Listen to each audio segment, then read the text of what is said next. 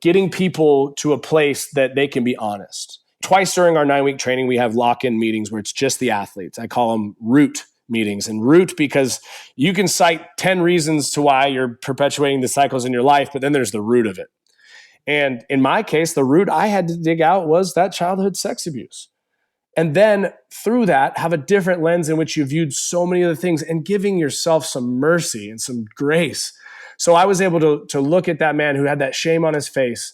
And I told him, and I believe this to anyone that's listening, in your maker's eyes, in the creator of the universe, whatever, however you identify with that being or whatever that is to you, your worth in that eye is fixed. It is a nail and mortar, right? No matter what you do that's good or bad or in between, you can't change that.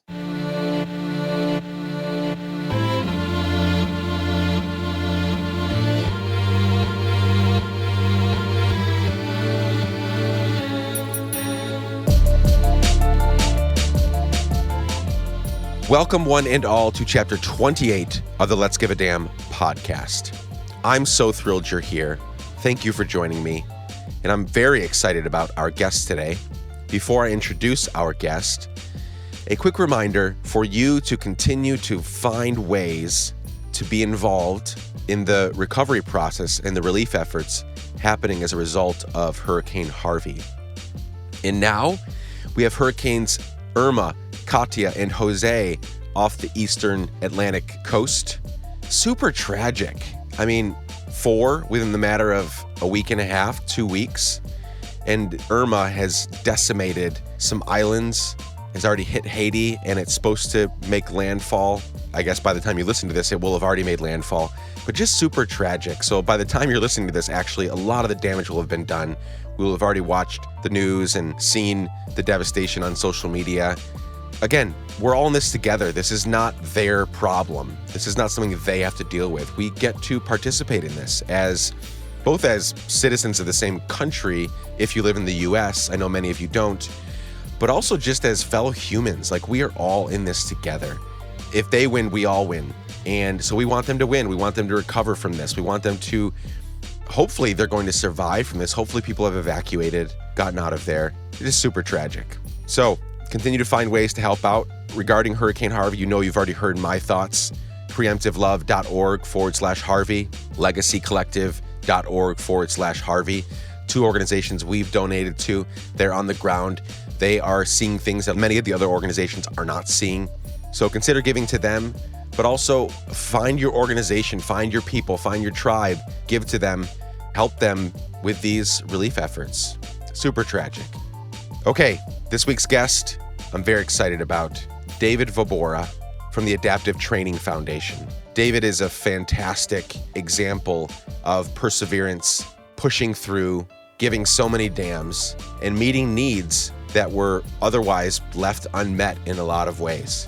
The Adaptive Training Foundation, which David has started, their mission is to empower the human athlete, restore hope through movement, and redefine the limits of individuals with disabilities.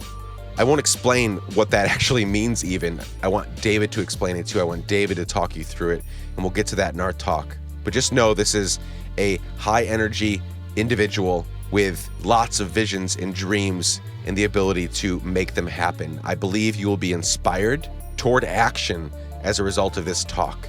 This is a very action-oriented individual, and I want you to learn from him as you begin or continue to give a damn about the people, places, and things around you and around the world. So without further ado, I will shut up. My name is Nick Lapara.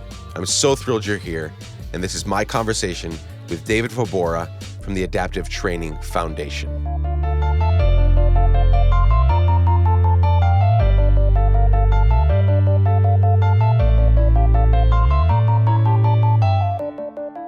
You are, well, let's just put it this way, you're extremely physically fit. Talk us through your daily routine, sleep, diet, exercise, anything else that helps you live the kind of life you do so that you can just stay, in good, primo physical shape. Yeah. My day starts, my alarm goes off. The first one goes off about 4:45 a.m. I got up this morning about 3:30. And Mondays, I try to make my weekend about my family. I have a 4-year-old little girl, a 2-year-old little girl. And so as long as I don't have anything on my schedule, that phone is dead to me. And I try to dive in. And so I like to start Monday morning around the 3:30, 4 a.m. hour. But I'd say this, my typical day-to-day is wake up right before 5. I do a meditation, some breathing. I do a little bit of sort of just DV time, personal development wise, whether that may be listening to a podcast. It could be listening to a book, an audio book as I begin my day. But meditation, mindfulness is how I start. Then I go and I cook 4 eggs. Not egg whites. I do the full egg. I'll do, avocado sometimes, some type of a healthy fat, sometimes some nuts, but, some type of a fruit or oatmeal to end it. And then I go and I look at my day, my schedule, and I just look at, anything that I need to make amendments to that morning. And then I work out. And these days, my staff always laughs because I tend to skip leg days. So I look really good in my skinny jeans. But it's beautiful. I don't have to run into giant men on the football field anymore. So I no longer have to make eating a job, and I no longer have to lift heavy things that hurt my back.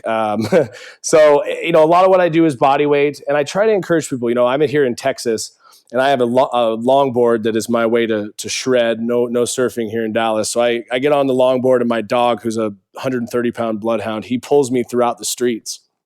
And between really ripping up the concrete and what I do running with him and doing a lot of body weight, functional movements is where really my happy place lies. And of course, the occasional beach muscle bicep curl. There you go. So what time do you go to sleep then if you get up at, anywhere between 3:30 and 4:45? I go to sleep around 9:30 or 10. If I'm putting the girls to bed, I typically get them in bed around 8. And then have a little bit of time for myself or for me and my wife to just hang and do nothing. But if I can keep my eyes open long enough to watch a show, then that's great. But most of the time I conk out pretty early and try to get up early. Love it.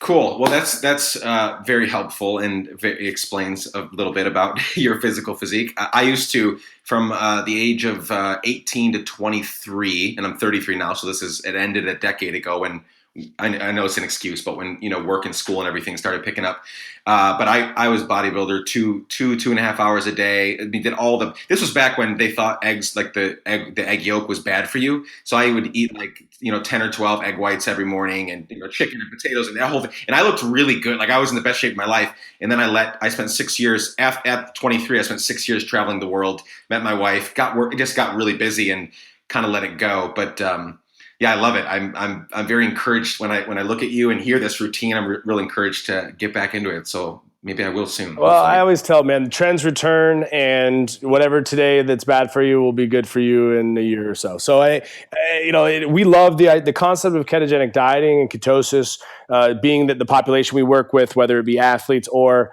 the veterans, significant traumatic brain injuries and what we know with cognitive impairment, and so. The better that we have blended. I think the beauty of today's world, whether you want to call it fitness or performance or the blend of the two, even rehabilitation mixed in there, we're kind of seeing that they're overlapping.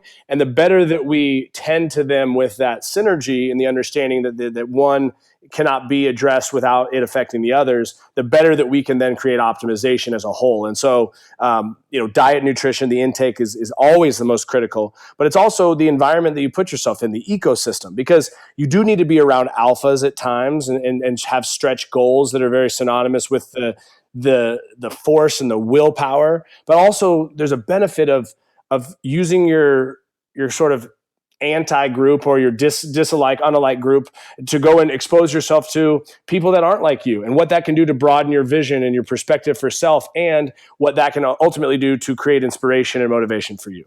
Awesome. Well, I'm inspired and motivated.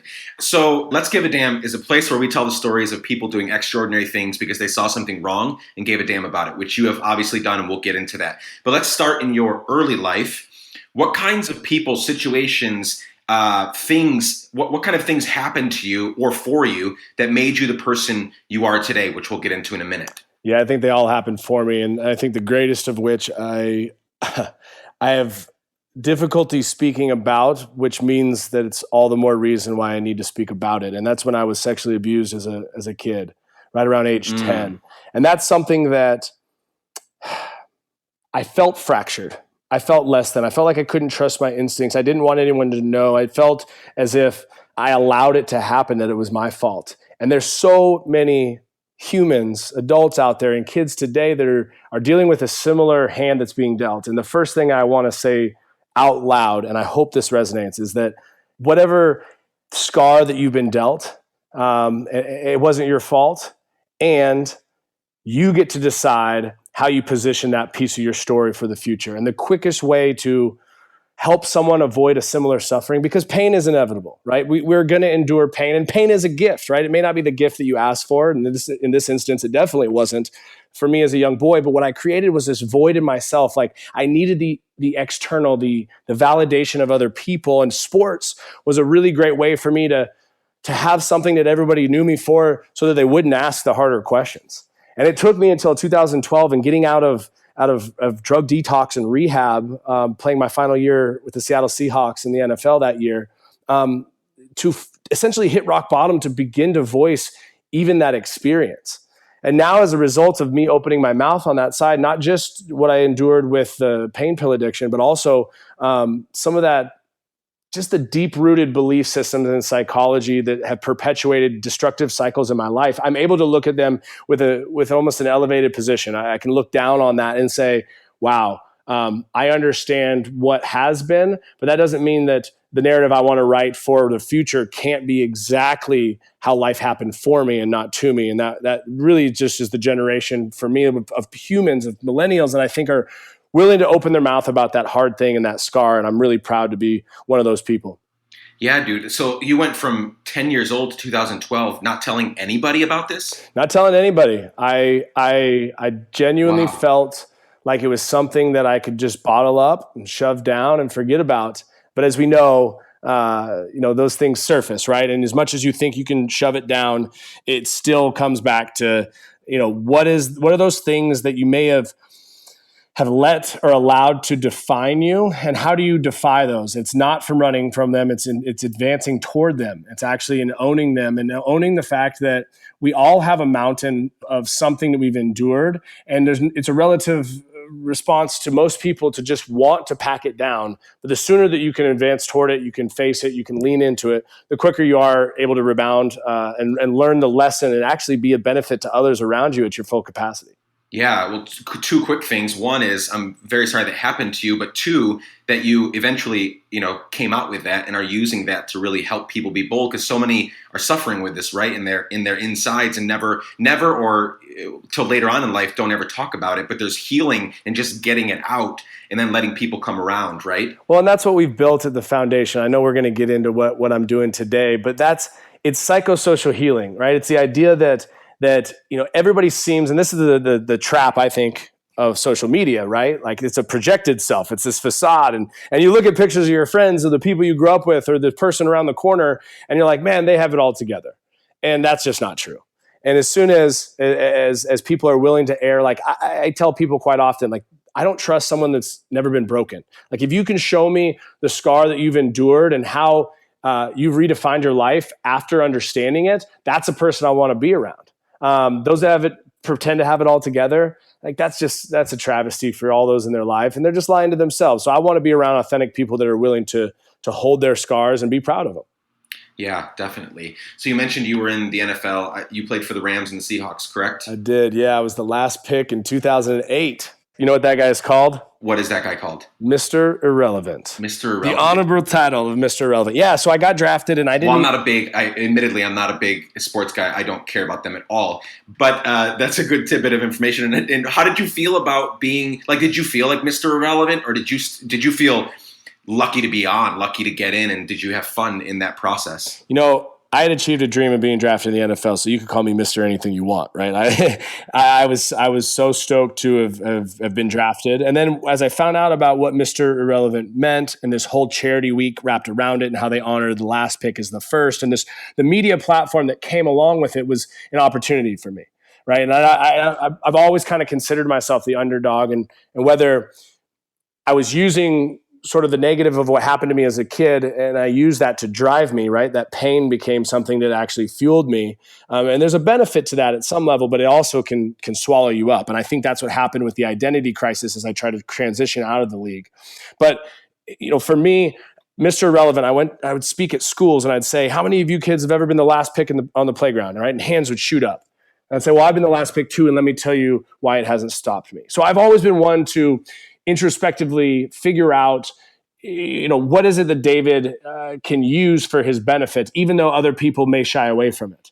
And I think that's still the part of the story that I use today. And getting drafted and becoming a starter my rookie year and creating success was an honor. But I do wonder if at some level I was hindered because I had such tunnel vision.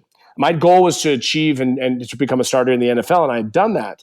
But at what cost to the gifts I had that could have been a benefit to other people? Because I think that today I find that beautiful alignment of realizing that my gifts match someone's needs right in front of me, and not just any gift like, resources of money, but a gift specific to what excites me, right? The gym was my sanctuary as I tried to achieve this path of this dream of the NFL.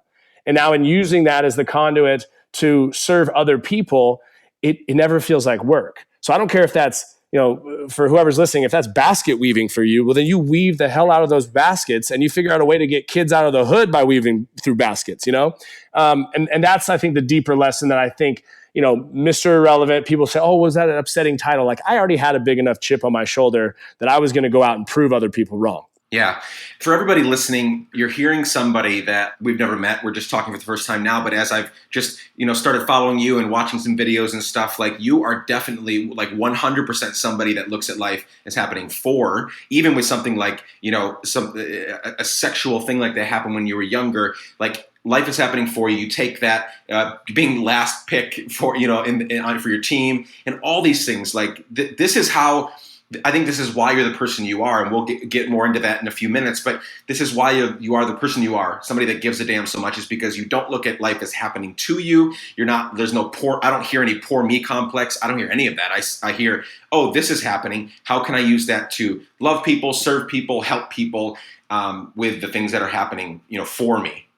Yeah, I have a lot of friends that are some pretty profound badasses. They're Navy SEALs and they're, MARSOC Marines, special operators, and they're just problem solvers. And at times the hand that's dealt to them, the worst card in the deck, they understand 3 moves from now why it's the best. And what I tell people is, at times you don't need clarity to identify what the emotional feeling is attached to something good, bad, or indifferent, right? You just know it to be true. And whatever that true north is, you have to be willing to surrender to what you can't control, which is quite a bit. I mean, we can pretend that we influence a lot of things in our lives, but the cold, hard truth is, at the center of it all, we can control, at times, maybe only our breathing. At times, maybe only the perception of self.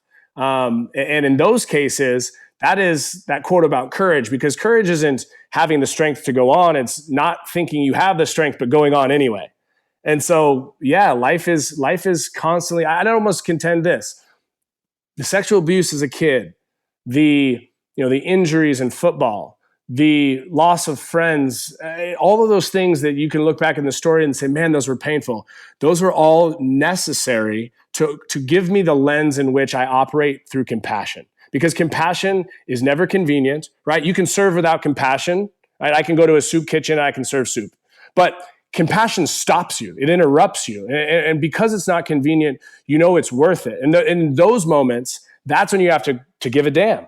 In those moments, like, my parents, they I think, offered me a great gift in empathy and compassion for people. And that was agnostic to so many other phases, whether they were gay or straight or black or white or veteran or civilian. Like, that's the same way I built this community in the gym. This is like, hey, it is less to do about outcome and everything to do about effort. If you come here wanting to become a better version of yourself, you're the right type of person, right type of population to come in. And that's the piece where I find myself. It's that I can use the gym that excites me, and I can serve using compassion, true need for people, where I don't just sponge their own victim mindset or their narrative that they're lost in. Instead, I interrupt it, I disrupt it, and I look at them and I look them directly in the eye. I treat them as a whole person, and they rise up. Because if you treat someone broken, they act broken. If you look into someone's soul and you say, hey, what you seek is in you, they're going to find it, and you're going to get the best of them.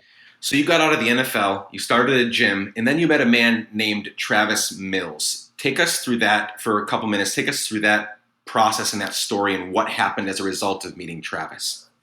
Yeah, I was at a 40th birthday party, a surprise party for one of my friends, and in walks a guy without arms and legs. And he's got 3 of his 4 prosthetics on, obviously both legs and one of the arms. And I don't know who I was speaking with at the moment, but when I saw him, it was just this magnetic pull, and suddenly I was standing right in front of him. And I'm a curious guy. I'm never one to bite my tongue when the call of my heart is live. And I just said, man, I want to work out with you. I challenged him. I said, when was the last time you worked out? And he, very kind of facetiously said, hey, look, I don't want to make you feel like an idiot, but I don't have arms and legs, right? Do you see that it'd be a little bit hard? And in that moment, there was this kind of tipping point, and I just said, yeah, I understand your body looks different, but rehab is, you're done with your rehabilitation. You're on your way to develop your life. And what is it for you to redefine your physicality in a place that is a little bit scary, right? We've got NFL players training at the same time as a guy without arms and legs. And you imagine the fear he had to overcome just to be willing, just knowing, I have a quote, we have a t-shirt on the website, the foundation we sell merchandising, and it says, pressure is a privilege. And what that means to me and what I tell these athletes is people are going to stare. You're used to that. That's never going to get desensitized. But that pressure, their eyes, that visibility, that's an opportunity. That's your platform. And you can shy away from it. You're not responsible to stand up and be a speaker. But in different ways, you can inspire people along your courageous journey. And so Travis's journey started in the gym. I watched him have breakthrough after breakthrough. He slowly got over the fear of falling. And then he was doing 100-pound sled pulls, and everyone in the gym, they elevated their game. They lost their excuses. That perspective for them shift. And then I realized, and this is that give a damn moment, man, there's a huge void post-rehabilitation for, both veterans and civilians, people that have suffered traumatic injury, degenerative disease. Where do they go after the medical community has said, okay, it's out of our hands? That's where I think private sector and frankly, opportunities for any living, breathing human, those need to overlap. Those need to create abundance for them to go out and figure out, not just recreationally, I tried adaptive skiing, I went back to the couch. But how do you plug in a community and daily have relationships with people at the gym, just like everyone else, that keep you accountable, that get you to sign up for that race, that get you to go and hang out with people you maybe wouldn't have outside the gym because that's the funnel that you met them in. Yeah. No, that's super inspiring. Thanks for sharing that. So at what point in this whole story that you're talking about did the Adaptive Training Foundation come about? And then talk about what that is, what you guys do, how it affects people. Yeah, great question. About 6 months or so of training Travis and another 10 to 20 adaptive athletes, mostly amputees and spinal cord injuries. My wife, God bless her, I wasn't charging any of these people because they deserved it. Frankly, I felt like this was my duty, is to repay what they did in sacrificing so much for our country and in just the conduit of hope that they are. And, my wife finally stopped me and said, look, we got to make this responsible for our family. Let's start a nonprofit. And it was like, oh, cool. That seems easy. Let's just do that. Not quite as easy as you think. But it thrust me into this place of kind of the title social entrepreneur, that I've learned so much about creating sustainability to answer a problem, right? Like, just because I have a good cause and you have money doesn't mean you're obligated to give, right? Like, I actually don't believe in charity. Now, charity has allowed us to ignite this movement and really shine light on, I think, again, a new unorthodox approach to combating psychological issues as well as physical ones. But as I started the foundation, we got our 501c3 really quickly. And, now I could raise money to support what this training was doing, but I needed to quantify it, not only for my own understanding of what was working and what wasn't, but also I needed to scale some type of a program so that if I got hit by a bus, this thing would continue. And I crafted a way to assess and train anyone with a physical impairment. And then I crafted a 9-week training cycle that we're going to measure certain physical attributes. And now we're working with an academic institute here in Texas to prove how we shift them from extrinsic motivation to intrinsic motivation under these certain factors and really the mental affect and effect of our program. So the 9-week program is built on restore, recalibrate, redeploy. Restoration happens at opportunity with like individuals, coming in to surrender to this program and see what comes out the other side. The recalibration happens as they they gain success and progress over, asymmetries, imbalances, inefficiencies. Their quality of life impact goes up. We give a customized diet and nutrition plan. They do equine therapy, pool therapy. At the end of the 9 weeks, then we go into the redeploy.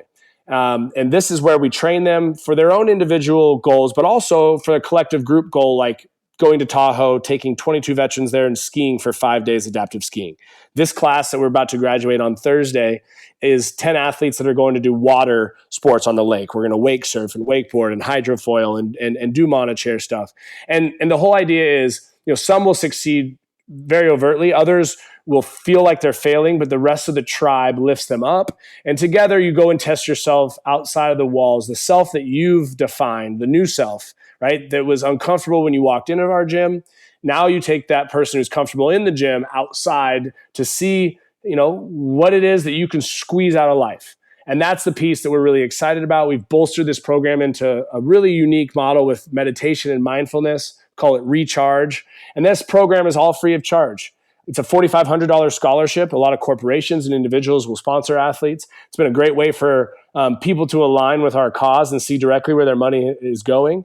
And those that graduate, they come back as alumni to become trained and certified so they can train others like them, as well as be hired at our gym model to train able-bodied individuals. Correct me if I'm wrong. 22 vets commit suicide every single day, which is staggering. Is that number, would you say that's the number? Yeah, they say between 20 and 22. And one of our great partners here in Dallas is the 22 Kill Foundation, like 22kill.com. People can look at. Okay. You're all right. That is a staggering statistic. But as I often say, that's not just a veteran-based issue. It's a human issue. Oh, sure. Yeah. And that's when we can break the cycle through empowerment. So organizations like that create massive reach and awareness, they raise money that can funnel into programs like ours. And they've sponsored a ton of warriors through our program. And that ends up being a great launch pad. In 9 weeks, we can earn their trust. We can figure out what's festering between the left ear and the right ear. You mentioned earlier, we stuff these things down and they're going to surface. Well, the dangerous place to be is when you're not speaking them into existence, because they lessen the hold, the noose around your neck as you begin to speak them out into the world. And then there's the sort of necessary process of digging out that scar and whatever that means to you and with understanding and trust. So we'll get them in. And then understand what their needs are and get them into marriage counseling. Maybe it's drug stuff. Maybe it's they're just hurting for money. And so we can create an apprenticeship and get them a way to provision for their families during this transition as they're using really constructive habits to replace the destructive ones in their life. Growing up, one of my friends early on in life, when she was about 13 or 14, out of the blue, committed suicide. Nobody suspected it. She was super happy. We took karate classes together growing up in Guatemala.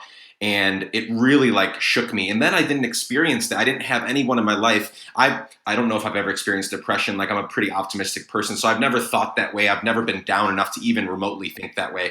But then recently in the last couple of months, several people close to me, and I mean close to me, have openly admitted, come out, whether forced or on their own volition, came to me and to us and said, hey, either recently or a few months back, tried to take our lives. And so it's become more and more real. And so I love that you're addressing this in a real tangible way with these men and women. Do you have any specific stories or circumstances where you did have someone that was pretty despairing of life, pretty close to taking their life, and your program or the things that you guys talked about or drilled into them changed that course for their lives?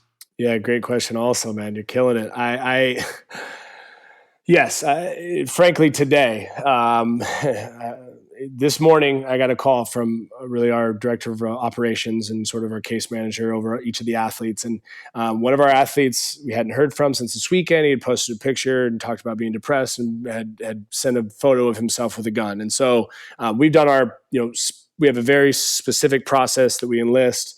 Without going into too much details, we were able to get entry into his apartment, and he is okay. So just a few short hours ago, we weren't sure if we were going to find him dead in his apartment. Now, to date, we've never lost one of our applicants or one of our participants to suicide, and I'm proud to say that. And that's not to say that it couldn't happen. We're always very vigilant on our actions to respond. And even our previous class, one of our Marines, after we got back from that trip of skiing, called late at night and said he wasn't right, and he racked around.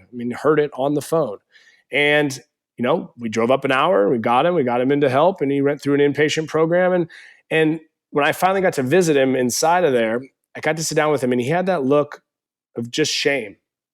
And I looked at him and I said, brother, let me tell you something. Because you were willing to open your mouth, two more of our guys who knew something was going on with you had just said, hey man, I'm not right either. I think I need some help. And I said, you very well may have saved not only your life, but theirs too. And that's how this thing works. I've been on a lot of teams. A team is a roster, right? It's an organizational chart. There's positions and jobs and responsibilities, but a tribe is different. Tribe recognizes, my definition of tribe, they realize that the most, maybe the perceivably weakest person, the person that may not have as much to offer as some others, that person has an integral part to the sum of that whole tribe. And that's empowerment, right? When Simon Sinek talks about the golden circle, he talks about people, they believe in the larger why, but they show up for their own why. And that's what empowerment is. And so, that Marine who opened up his mouth, he's in a great place today. In fact, his family, they ended up just moving here. And we've had a few of those that we pulled in nationally that ended up moving to this community because of the type of support that has been built. And, that's the beauty of, I think, getting people to a place that they can be honest. Twice during our 9-week training, we have lock-in meetings where it's just the athletes. I call them root meetings. And root because you can cite 10 reasons to why you're perpetuating the cycles in your life, but then there's the root of it. And in my case, the root I had to dig out was that childhood sex abuse. And then through that, have a different lens in which you viewed so many other things and giving yourself some mercy and some grace. So I was able to look at that man who had that shame on his face. And I told him, and I believe this to anyone that's listening, in your maker's eyes, in the creator of the universe, however you identify with that being or whatever that is to you, your worth in that eye is fixed. It is a nail and mortar, right? No matter what you do that's good or bad or in between, you can't change that. And when you really look at someone, and I believe that, and I'm saying it to them, and you watch it wash over them, they realize that, man, this journey is part of it. And I celebrate the brokenness and the honesty. Because look, you can get sober and not get honest, right? You can get help and not get honest, but you can't help yourself, right? And no one can help you until you're actually honest. Yeah. No, that's super helpful. I'm so excited about what you and your team are doing with Adaptive Training Foundation, but I want to spend the last few minutes of our time together focused back on you. The work that you are doing has been featured in a lot of places. You've been on Ellen. People can go look up that video. I saw a photo with you with George W. Bush. Wait, isn't Howard Schultz your mentor? Is that true, or am I making that up? Yeah, I've been really lucky, man. There's some amazing people around me. That's ridiculous. So, Ellen, George W. Bush, Starbucks, this is all incredible. So you've already done quite a bit, and I think people are starting to notice that. That seems very evident. What's the future for you, David? Like, what do you want to spend you have a lot of years hopefully left on the earth. We don't know how long it'll be, but hopefully many, many years. What's the future look like? What in your dream scenario? What do you continue doing for the rest of your life? What does that look like? Yeah, I'd encourage anyone, if they think they've achieved something that is the pinnacle in their life and they're just wondering what's next, or if they feel like they're searching for that pinnacle moment and they're calling, I think what I'm about to say applies to both of them. In my case, I remember exactly where I was when I made the firm decision. I had the discernment in my heart to start this gym. And my prayer was just, hey, like, God, if this is what's supposed to happen, like, just make it laughably clear. Like, I'm open, dude. I'm obedient to this call in my heart. And I'm really scared. And I don't know if this is going to work out. Like, I stopped worrying about the how, and I listened to that little still small voice. And whether it's the Starbucks, upstanders video that has gotten, massive exposure, where I stopped in a parking lot when I saw a guy without legs, I just listened to that still small voice, because in my head, I had every rationalized answer to not stop, right? I was late going home. My kids were screaming in the background. My wife was mad. I was hungry, but I stopped instead. And that's where that compassion interrupted me. So what's next for David is dealing hope. I've got a book coming out in 2018. The working title is The Hope Dealer. And the idea of dealing hope, my favorite definition of leadership is by Napoleon Bonaparte. And he says that a leader is a dealer of hope. Because I think that hope's a priceless currency, right? Like a baby being held when it's born, like it has to happen or else it dies. And I think we all need hope. um, to be able to get through those stormy days and to rejoice on the beautiful ones. So whether it's from a stage speaking, whether it's in writing through the book, a podcast that I'm getting ready to launch in early 18, these are all ways for me to funnel exciting conversations and the lessons that I'm learning through these incredible people in my gym. I don't use the word hero very often. Our veterans, they hate being called heroes. But when President Bush surprised our guys at the gym and Speaker Ryan was with him, he's told them, look, because you got blown up, you're not a hero. A lot of people will tell you that, but the responsibility that you have today is the greatest possibility of leadership and truly being that hero. Because people are going to look to you, right? And your message is going to have, for lack of a better word, legs. and pun intended, they laughed at that because they realized that the man that they swore in under, he really believes in him. And I just want people to know that I believe in him. My wife, when we were just dating, one of the greatest compliments she ever gave me was that when I pull over to homeless people that are, begging for money, I'll give them the money eventually. But at first I ask them their name, where they're from, what their best hobbies are, like what excites them, who's their favorite football team, what was their last job. Like I want to get to know them because so many people look at them as less than. I want to make eye contact. I want them to know that they matter. That's just my spirit. And so regardless of the mechanisms to create reach with that message, I'm today less worried about the how as a result of knowing my why and seeing what can happen when you just do it with an authentic goal out of your heart.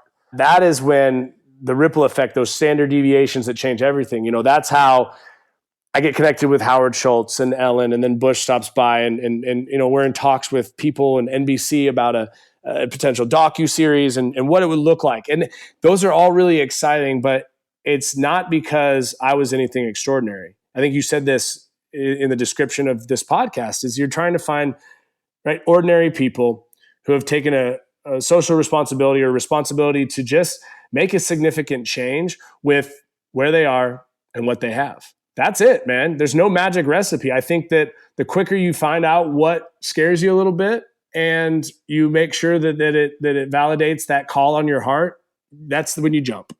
And that's what I've done, and that's what I'm going to continue to do. Dude, I could talk to you for forever. I think there's a million more questions I want to ask you and people would want to hear. But I want to respect your time. You've been so gracious. So one statement, and then we're going to wrap it up with two questions. The statement is, I just want to spend 20 seconds honoring you. I'm so thrilled to be connecting with you on this communication medium. I've been observing you here and there over the last few months. And I'm just so grateful for the ways that there's the passion and the energy and the commitment you have to the calling that you have on your life is so nobody listening will be able to deny, what I just said. Like it's there, it's very present. This is not a bandwagon for you. This is not a soapbox for you. Like you can tell in how passionate, and not just passionate, but like, what you're talking about. Like this is not a thing that you just like latched onto because it would get you likes on Facebook or get you Howard Schultz as a mentor. Like this is your life. I can tell that, and I don't know anything about you like personally. So I just want to honor you for that.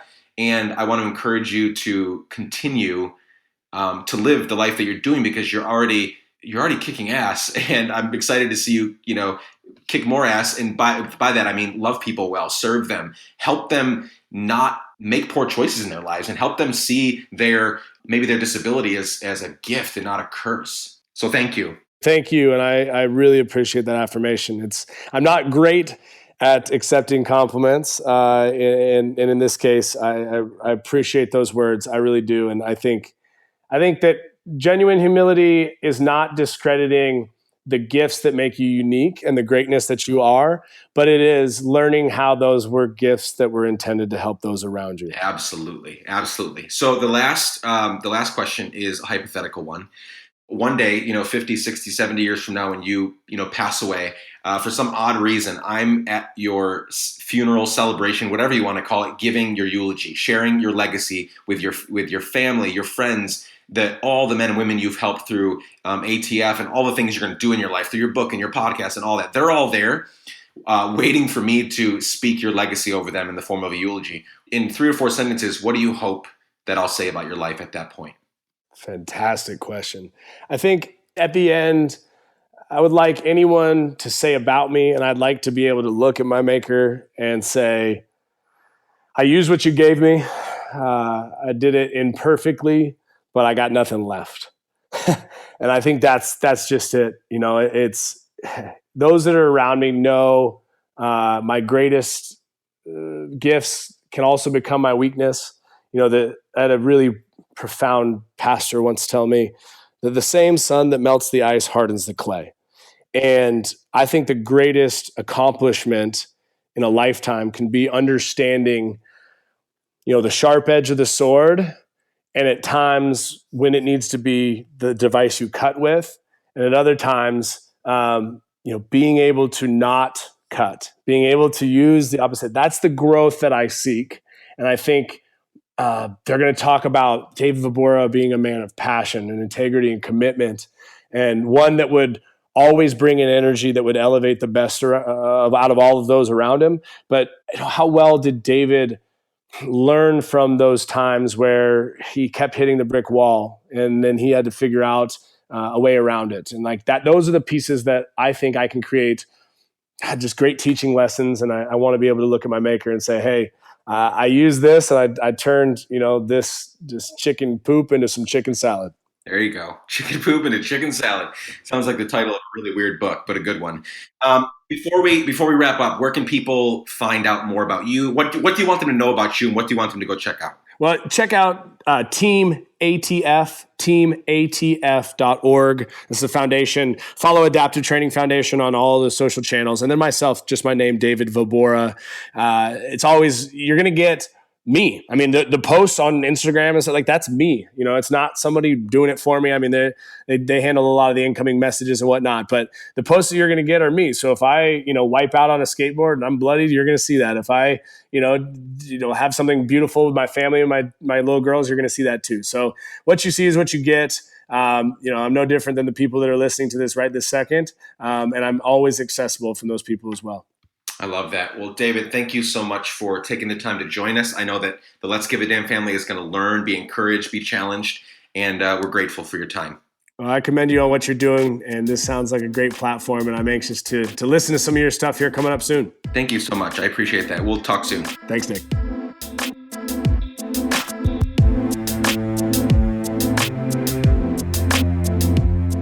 Friends, thank you so much for joining us today. I hope you enjoyed this conversation between David and me. Check out the Adaptive Training Foundation at adaptivetrainingfoundation.org.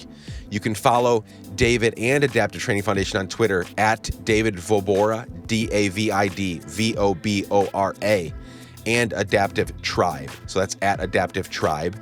And then on Instagram, they are at David Vobora and Adaptive Training Foundation. So they were able to spell it all out on Instagram. Go follow them. Keep up with what they're doing. Very exciting things. Lives being touched and changed in very tangible ways. As we begin to wrap up, here's a review that Elizabeth left on Apple Podcasts about our show. She said this: I'm only a few episodes in, and am already so inspired and excited to hear these stories. I personally know Nick and know his heart and vision behind wanting to do this podcast. I promise you won't be sorry if you download and listen. And it's the perfect duration for a commute to work, run on the treadmill, or just afternoon chill at home with a cup of coffee or tea. Thank you, Elizabeth. I prefer the coffee, and I agree. If you like this podcast and want us to continue making podcasts for a long time to come, here are a quick few ways you can help us. You can leave a review on Apple Podcasts. You can tell a friend that they should listen and join us. You can share an episode on social media to your following. Or you can send a few dollars per month our way by going to patreon.com/Let's Give a Damn. That's patreon.com/Let's Give a Damn. And you can choose a giving level of your choice. Okay, that is it for this week. I truly hope you enjoyed this conversation and that you continue to enjoy the conversations to come. So many to come. Hope you're having fun, learning a lot. Go give some damns this week, my friends. Love you, and can't wait to hang out with you next week. Bye for now.